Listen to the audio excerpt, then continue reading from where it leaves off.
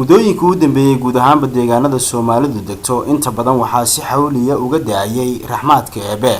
haddaba magaalada Buuhoodle iyo qaar ka mid ah deegaanada hoos yimaada ayaa waxa ugu yaraan 8 jeer si buuxda u helay roobka dayrta, waxaana kuwaasi si weyn ugu diirsaday shacabka ku nool magaalada Buuhoodle iyo deegaanada hoos yimaada.